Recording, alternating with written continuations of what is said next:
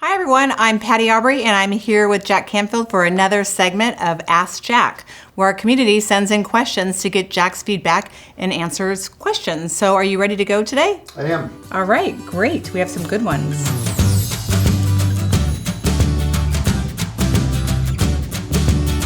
All right, so question number one. I feel like we're at a game show. What is your best strategy to changing limiting beliefs? Well, there's really two kinds of limiting beliefs, the ones you're aware of and the ones that are subconscious that you're not aware of. And so the first thing you got to do to change a limiting belief is become aware that you have it. And sometimes you can just see by the results you're producing, and sometimes people will tell you you've got a limiting belief. But I think the ones that are most important that really mess people up are the ones that were formed somewhere between the age of 3 and 8. And you made a decision about life, about yourself, about how smart you were, about how attractive you were, about how athletic you were, about is it safe to ask questions, is it safe to ask for what you want, all your beliefs about money, which you got from your parents usually. So I think the main thing, become aware of it. So if you're aware of it, then the next thing you have to do is say, what is the opposite of that belief? What's a more empowering belief? Because your limiting beliefs are keeping you down. What would be a belief that would empower me to go for my dreams, to believe in myself, and to take the action I need to take? If the belief is unconscious, then we have to do an exercise, one that we teach in our trainings and I do online for people a couple times a year. I have people just get on the phone with me, then like 1,000 people at a time sometimes, and I take people through this limiting belief exercise. I'll give you a little distillate of it, give you an example of it. What I ask people to do is get in touch with what's something you want that you're not able to create, someplace where you feel stuck. Then close your eyes. Notice how you feel when you think about not being able to create that. And then scan your body and notice what you're feeling. Where there's the greatest level of pain, tension, or numbness. And for me, the first time I did this exercise, it was a bar across my back, like a 2x4 of tension. And then I ask you to look inside that, to really get in touch with the sensation that you're experiencing. How wide is it? How thick is it? What color? All that kind of stuff. And then inside that, there's a feeling, because that pain is shutting down on a feeling. Then ride that sensation, that feeling back to the last time you can remember having that. And almost everyone goes back to ages 3 to 8, sometimes 11 years old, whatever. So then what happens is you get to see where you are, who you're with, what was happening that made you make a decision that is somehow still limiting you. So I'll give you an example. I was working with a woman that won a free coaching session with me, and she was in England. And she came on the phone and she said, great, I'm looking for this. I said, what do you want to work on? She said, I want to be more successful. I said, well, tell me how successful you are now. And she went on to describe how she was a vice president of a bank. She was on a couple boards of banks. She was talking about, she had a couple consulting things she was doing. She was planning her own wedding without a wedding planner. I mean, just way overamped. And I said, what I want to do is help you figure out why you're so overcommitted rather than how to be more successful. Would you be willing to do that? She said yes. So I took her through the process I just described. She ends up back, she's 5 years old in the kitchen, and her father says, this was a recession going on in England, said, I don't think we're going to have enough money to feed all the children. He was just blowing off steam. And she's 5 years old. She doesn't know it's not real. So she figures, I want to be one of the kids that survives. I want to be one of the ones he feeds, because there were a number of kids in the family. So she decided, I'm going to be perfect. I'm going to be clean. I'm never going to get dirty. I'm going to never mess up my room. I'm going to be a good little girl. I'm going to get good grades in school, everything like that. Now she's in her 40s. She's still operating from this belief that if she doesn't do everything perfectly and overachieve, she's going to starve to death. And so we were able to unpack that, put a new belief in that, there's enough, I'm successful the way I am, I don't have to do everything, there's always going to be enough food for me, etc. And then we went into the future, had her wise old self tell her current self some things about that. And she literally hired a wedding planner, got off one of the boards, committed to some of the, renegotiated her contract with the bank, and led a much more balanced life. And so we all have those kind of things in us that we're not aware of. So that's really a powerful tool. So if you're watching this, just know that sometime in the next 2 to 3 months, because I'm going to do it about 4 times a year now. I did it in January for about 1,000 people. And I'll take you through that process. So just make sure you're on our mailing list. Just go to JackCanfieldOfficial.com, sign up for our mailing list and you'll get information on how to do that.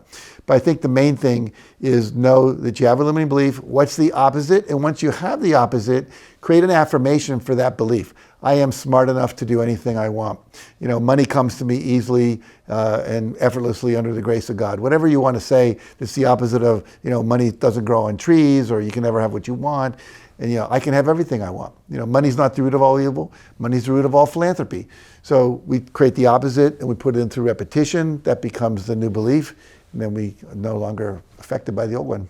It's amazing that she lived all those years letting that run her, and in 1 hour, she was able to recognize that why it's so important to really look at that stuff, whether Sure. they're conscious or unconscious.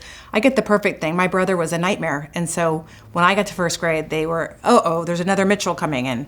So I had to be perfect and invisible, and I played that role for a long time. Didn't serve anybody, really. So yeah, I get that. That's Right. interesting. Okay, speaking of books, this one says, I've wanted to write a book forever, but I just don't know where to start. So what would you say to some, we know like 85% of people have a book in them. And most people never ever even write a paragraph. So what advice would you give someone that wants to do that? Well, first of all, decide that you're going to. Everything you do that happens is you make a decision. So make the decision, I'm writing a book. And then give yourself an amount of time. It could be a year, 2 years, 3, I don't care, but give yourself a deadline. And then the question is, what are you going to write about? Are you writing a memoir, which you know your life? Are you writing a nonfiction book because you know something valuable that other people might know? You just wrote a wonderful book called Permission Granted, where you had a bunch of women write about how they had given themselves permission to show up, speak up, step out in the world, come out of the shadows, etc. And I know you started Which was an idea for a long time. 9 years. Yeah. But you finally decided to do it. There was a point you said, I'm doing it. And then what you have to do is, one of my friends says, you got to glue your bum to the chair, and whether that means typing or writing or interviewing or dictating, but you got to do the doingness of writing. John Maxwell, who we all know is this great leadership expert, you go in the airport and you see a whole bunch of John Maxwell books. He writes for an hour a day. It's a discipline. That's 365 hours a year. You can write a lot in 300. If you write 5 pages a day, write 1 page a day. Just think 1 page a day, you have a 365-page book at the end of the year. And so I would give yourself the idea that, what are you going to write about?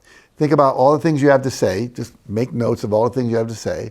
And then start filling in teach 100% responsibility. Well, what do I know about that? I know E plus R equals O. I know you have to give up blaming. I have to give up complaining. So whatever that is, key dot points, bullet points, and now you go back and you put flesh on the bones. I know this story, I know this concept. Jack said this. I read this in this book by Stuart Emery, whatever. And then you start to have these pages. There was a woman in Santa Barbara where we live who wrote, I think, Fried Green Tomatoes was one of the books she wrote, and she was dyslexic, and she said I would just write an experience, and I had this long clothesline down my hall, and I would take a clothespin and I would just put it I'd print it out, put it on the clothesline. And then I'd write another experience I thought it would be in the book, and then is that going to come before or come after? Well, I'll put that before. And she did that. And eventually she had all this book written. So, whatever your way is, Lynn Twist, who we helped her write a book. And she said, I had all these stories. I said, Lynn, you have to write a book. Well, I don't like to write. I'm not a writer. I said, come to my house. We'll get a few people. You just tell your stories. We'll record them. We'll send them to Rev, which is a transcription service. And within a couple of weeks, we had all those stories back. And all she had to do was kind of sequence them and edit them in a book. So the main thing is make the decision, commit time, consistent time. Am I going to write every Wednesday morning from 9 till noon? Am I going to write every day for an hour? Am I going to write every weekend for the next 6 months, whatever it might be? And then keep the commitment. And again, accountability partners are helpful. Someone that you have to say. Someone that's sitting next to you. or sitting on the phone with you or whatever and saying, did you write? Send me the pages. I actually heard in one of my mastermind groups this week, what they decided to do was create 2-hour office hours. So 5 women get on the same Zoom call. They don't talk to each other. They just do their work. And so it's like, because they're missing being in an office, which was really cool. They said we were so productive because the minute they kind of saw a squirrel or wanted to go do something else, they're like, oh, there's people watching. And so they had to stay in the zone, which is cool. It's kind of a good idea. So figure out what you need to do to keep yourself. I think that's on really the right good. path. My wife Inga is writing a memoir. And she just doesn't do it on her own normally, but she has this writing coach who, when she calls her, she'll just sit on the computer while Inga's writing, or she'll come over here for a week and sit in Inga's office. And most of the time she's working on something else, but Inga's writing, because she knows that there's someone there. It's like a play date, if you will, that you know that you're supposed to be writing now. So I think that's a good idea. I can think back years ago when I would say, I'm going to leave now. It'd be 10 o'clock at night. You say, no, just sit here for 10 more minutes. I'm like, are you kidding me? Just so I can finish this one thing. It's like having one more person there actually makes a huge difference. So reach out on Zoom, conference call, whatever it might be, if we can't see someone to actually create that environment for yourself. Yeah. That's great. And the final thing I say, just create words on paper.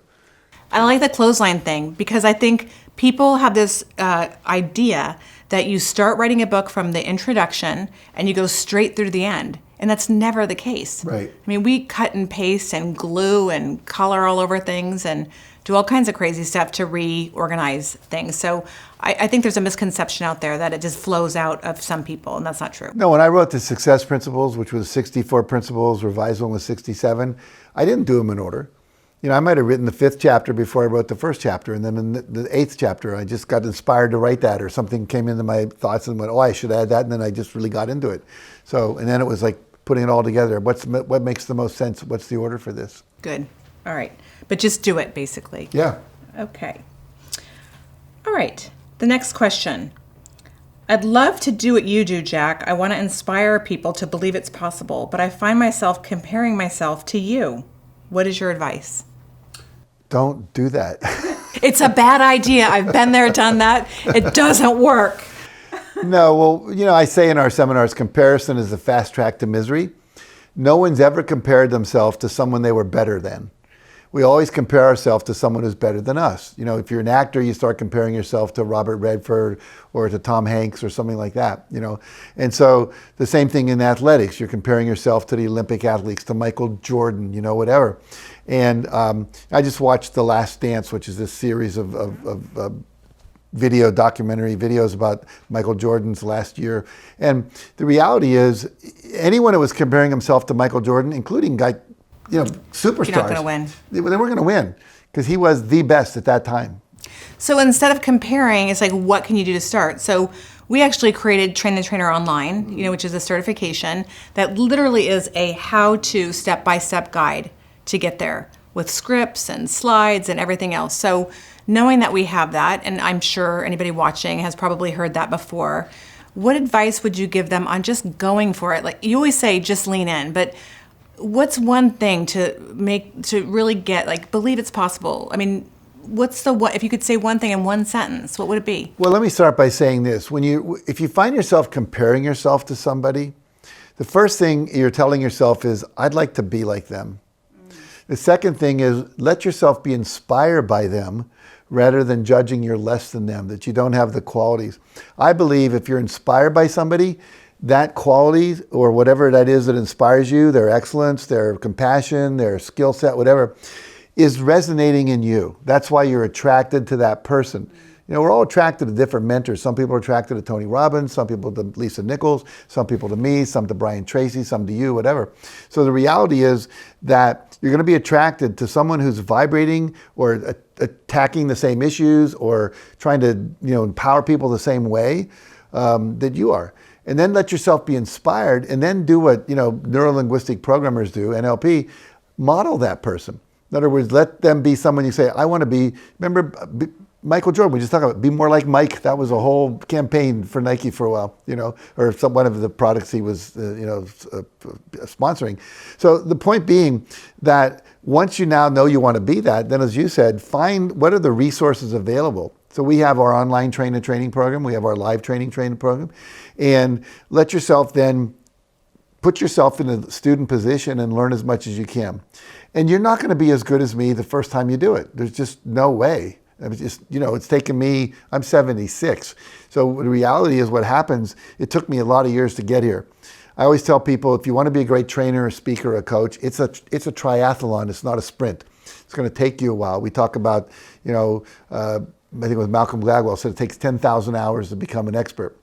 Some people think it's less than that if you work with a master. And I love Alex Mandossian's quote, every master was once a disaster. And so, I was once a disaster. I didn't start out doing this well, Well, and you can't microwave a turkey is what I like to say. So it's a transformational journey that you go on more than it is. I think a lot of people think, okay, I'm going to hurry up and get this done, then I'll be there. It's like you're never there because there's always something new to learn. There's always more to give. There's always a new awareness that you have. There's all kinds of different things. Well, you've seen my office. I probably buy 5 new books a week and read 3 of them. But the point is, I read a lot of books. I take seminars. I watch YouTube videos. I watch TED Talks. I'm constantly learning to get better. And so you start with what you have, start with the basics like the success principles, start with our online training program, whatever. But then you're going to be adding to that for the rest of your life, learning new things. Like people that study with us will often go study with Dr. Deb Sandella and learn the RIM technique. And it's another thing that's ancillary, or they learn tapping, EFT tapping, or they learn Byron Katie's work and keep, evolving. Aggregating. Yeah, exactly. Yeah. I think the biggest thing is if you feel compelled to do something, follow it. I think so often we edit our dreams or the things that we really secretly desire before we even say them out loud, and then we crush them ourselves. Yeah. Because we're afraid that someone else is going to crush them. But we just crush them first. Yeah, I'll crush it before you can. That way I'm safe. It's crazy. Yeah. Exactly. All right. Well, I hope you found the segment interesting. And if you'd like to add comments below, you can. If you'd like to send in your questions to Ask Jack, you can do that as well. And we look forward to seeing you next time. And one more thing, if you like this, if you found it valuable and you'd like to share some of these answers with friends and family who might need it, make sure you let them know about it. And you might forward this to them. Also, if you would like, we would love you to like this. And also subscribe to our YouTube channel for more videos like this in the future. We'll inform you when they're there. And basically, that's it. If you'd like more resources for how to get from where you are to where you want to be, make sure to check out my website at JackCanfield.com. And we'll see you the next time we do this. Make sure you submit your questions. We'd love to help answer them.